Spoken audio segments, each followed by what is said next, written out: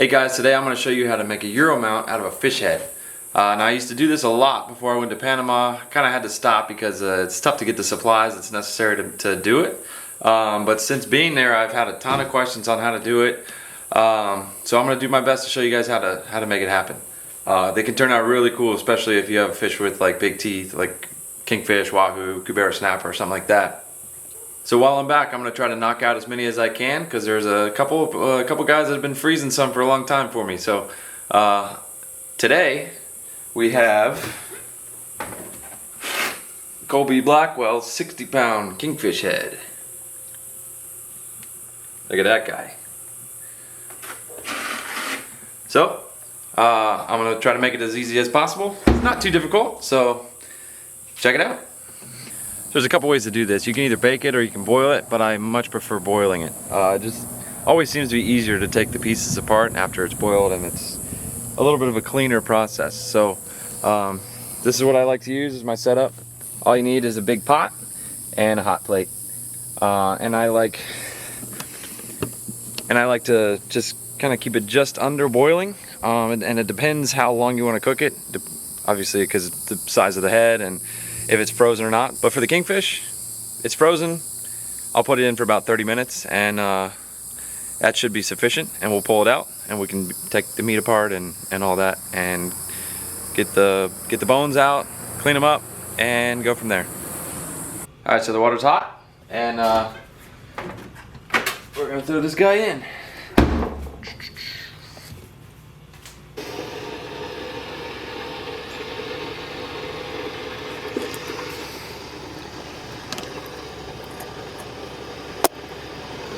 Alright, so that's a pretty good fit. We're gonna give that about 30 minutes. Alright, so it looks like it's about done. It's gonna be a little cloudy, but that is done. Alright, to make this one a little easier, I'm just gonna dump out the water and then we'll get it out. Alright, so that's what it should look like. You can see the bones are already kind of coming apart. Like that's one of the gill plates there. And so now we're just gonna let that cool off a little bit, and we're gonna put it in this tin, and then we'll be able to separate all the bones and we'll get them all cleaned up. Alright guys, it's nice and cooled off, so we're gonna start picking it apart and cleaning up the bones. Just walked out here and look what we got.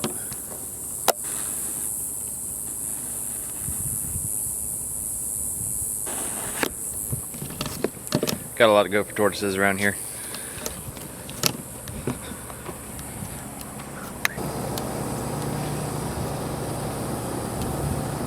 Alright, so this thing makes it a lot easier. It's good to have a sink, so you can just kind of put the bone under the sink and wash off the pieces, and I got to dump it into a bucket underneath, so makes it nice and easy.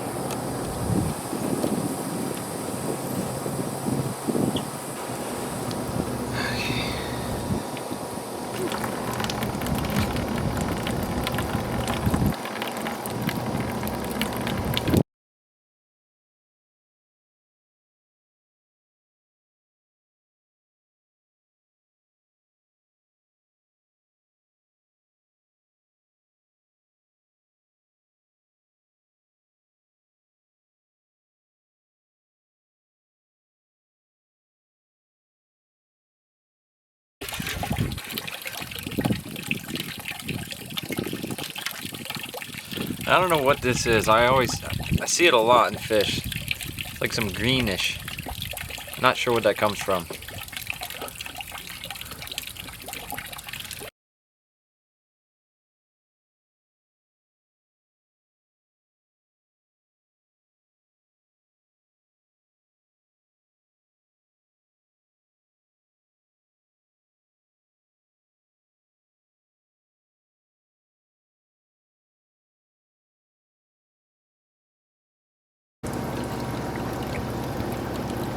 Alright, this part's very important. There's still a lot of stuff inside that skull, so you can either use a weak pressure washer or just a high pressurized just garden hose. Generally can get it all out. So you just got to spray that pretty hard, and just make sure you get all that stuff out from inside.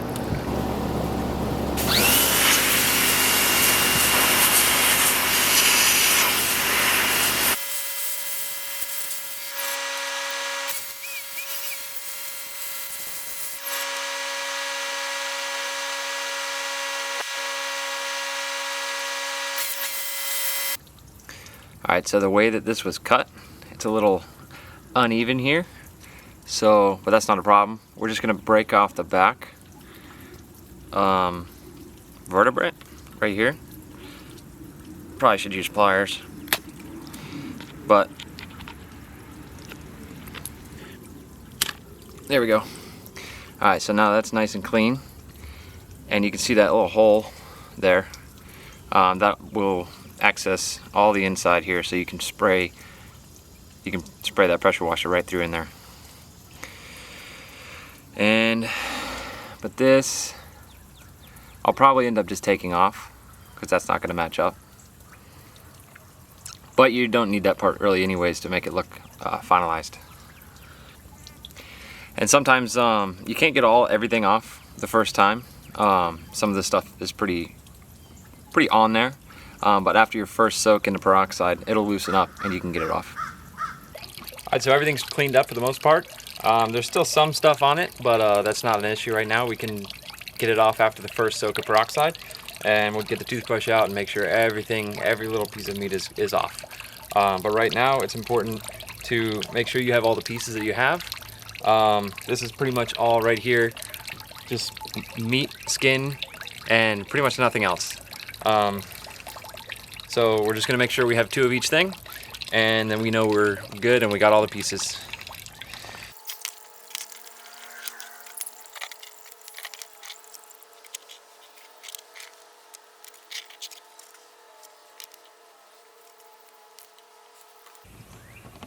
Alright, so we got them all.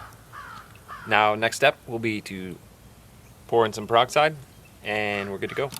Alright, so we're just going to use the same pot we cooked the stuff in. We're just going to put it in there, and I'm going to bring it inside, and we're going to dilute that peroxide a little bit.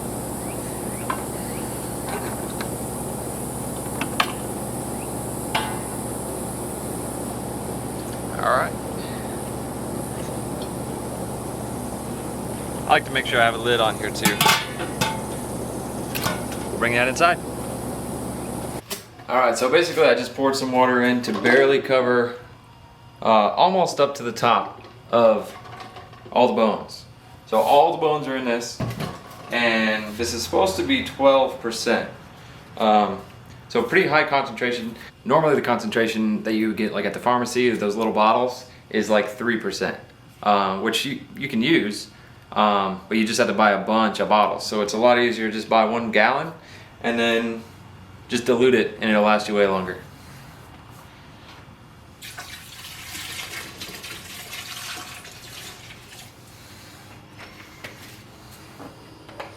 And you don't want to get that on your skin like I just did a little bit. It will burn you, so I'm going to wash that off. Alright, so I'm just going to kind of swish that around a little bit. And then we're just going to let it sit. I meant to say this earlier, but you're going to want to do most of this process outside. It will smell up your house a little bit. So that's why I have that burner that I just plug in outside. And this part doesn't smell as much, especially when you get the hydrogen peroxide in there. So you can do that in the house, but I'm just going to do it in the garage just because it's easier for me. Alright, so I've had it overnight. Sitting in here, and as you can see, much more white. So we still got some stuff to scrape off of it.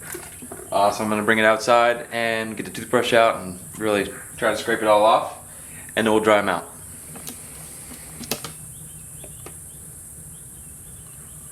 Right, you can see all that oil on the surface of the water. You want to get as much of that out of the bone as you can, because then if there's a lot of oil in it, it gives like a yellowish tinge to the final product, and then it can go bad and it can start to smell. So you want to get all that oil out of it. And that hydrogen peroxide's good at that.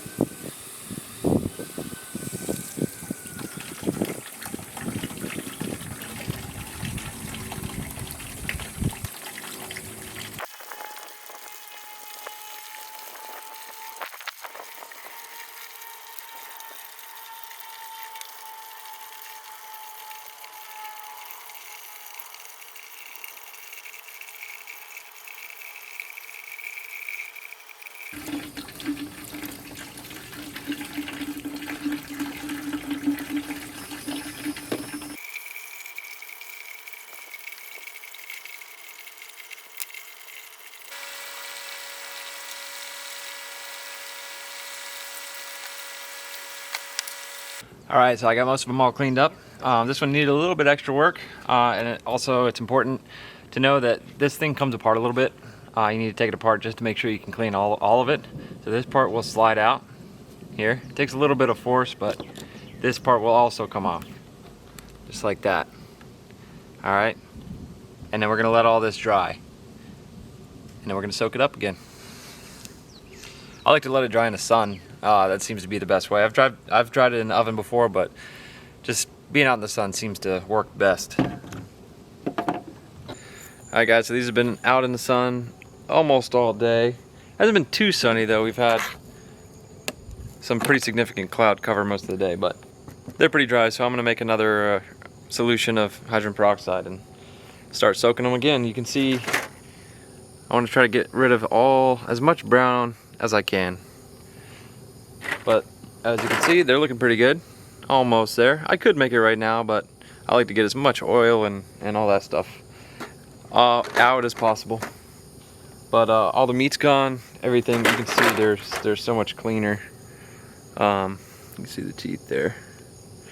Alright, so these both have been soaking for about 3 days in some diluted hydrogen peroxide.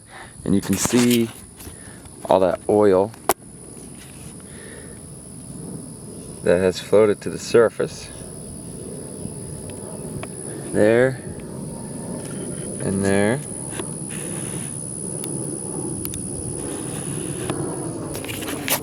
So that's good because we want to get that all out of the bone, but there's still a little bit in there. You can see that it's a little bit yellow still. Like there's a few pieces that are a little yellow. That means there's still some oil in there. So I'm gonna make a new solution. And so they've been in here for a while, and sometimes the Dawn dish soap mixture will get the oil out a little bit better. All right, so I just got some hot water out of the sink. Just get it pretty steamy. It's pretty hot, but not burning hot. So right now we're gonna make the Dawn dish soap and water concoction. I don't know of a real scientific way to do this, but so generally what I do is just kind of put a good amount in there. I like to pretty much just cover the bones for the most part, or essentially just cover the bottom of the pot, and then pour the water on.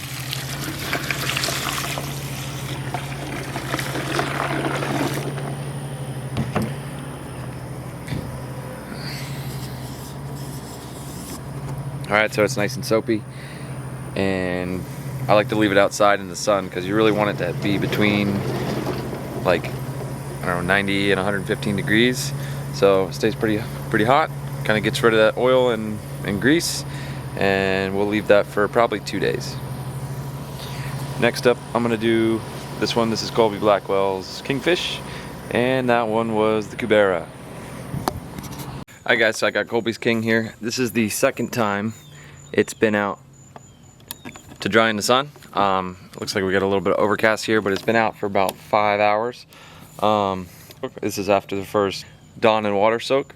So we're going to do another Dawn and water soak, let it dry, and then we're going to do another final peroxide, a diluted peroxide solution.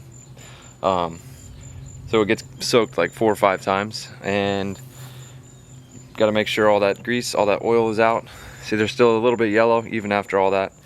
But kingfish is a really oily fish, so sometimes they're the hardest. But that's not a problem. We're going to be able to clean it up. Okay guys, finally it is time to put this thing together. This is the kingfish that Colby caught. This thing needed 4 different soaks in an average of 3 days in hydrogen peroxide and 3 days in Dawn dish soap. But 4 separate soaks of each because it's so oily. I found it happens a lot with especially Kingfish and Wahoo. But you can see the difference. It's like kind of like the bone is kind of spongy, some of these bones, versus like here I have a Cubera and it's just super dense and white. Just 2 super different types of bones. But yeah, so these are just seem to be way more oily. Took 3 times as long as the Cubera did, trying to get all the oil out. But it's finally pretty clean. It's kind of impossible to get it all out, but got enough out. So I got all the pieces here, and basically I'm just going to show you how to put them all together piece by piece. You can use super glue for most of the parts. You're really going to want to use the gel super glue because you don't want to sit there and wait for the liquid stuff to dry, and this can kind of support a little bit of weight. And for the bigger pieces, just use hot glue and then reinforce later with super glue. But I'm just going to show you guys slowly, piece by piece, and we're going to put this whole thing together.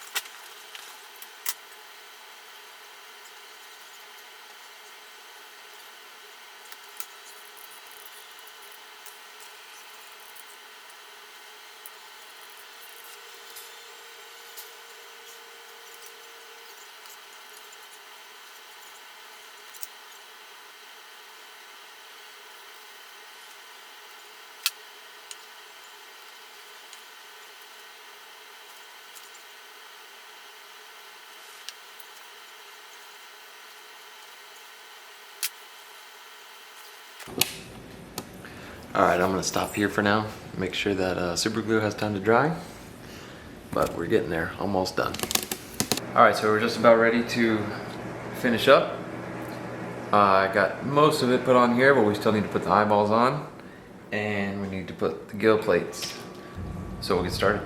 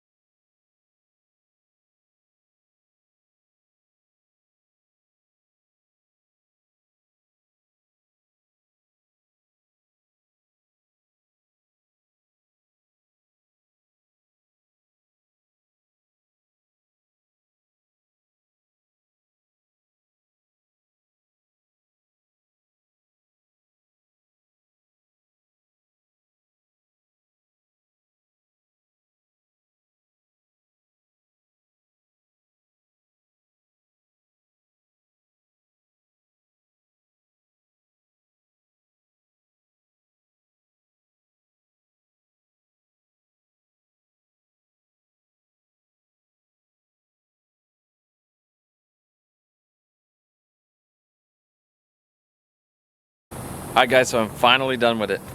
Check it out.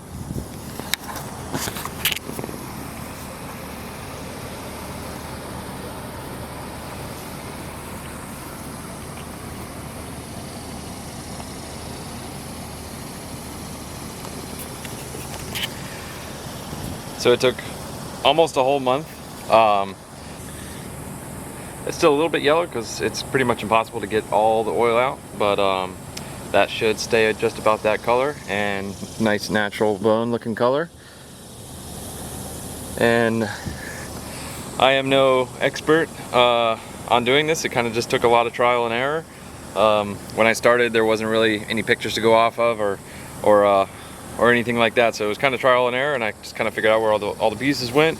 But I'm sure they're not all completely perfect, but I think it looks pretty cool, and that's all we got. Alright guys, so that's it. It might look a little difficult and it does take some time, but it's really not that hard. Basically, there's not a whole lot of stuff you need.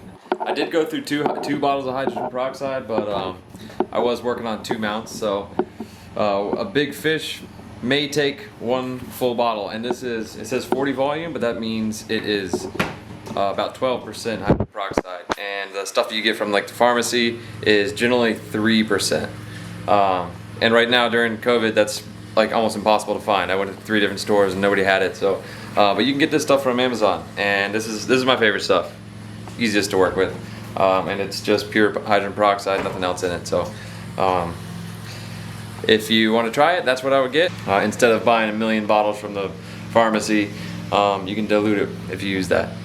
But yeah, that's all you really need. The Kingfish ended up taking 4 different soaks in the Dawn dish soap and water concoction, and 4 different soaks in the hydrogen peroxide and water concoction. So it did take a while, but Kingfish are oilier than most fish, but I think it turned out pretty good. It looks awesome.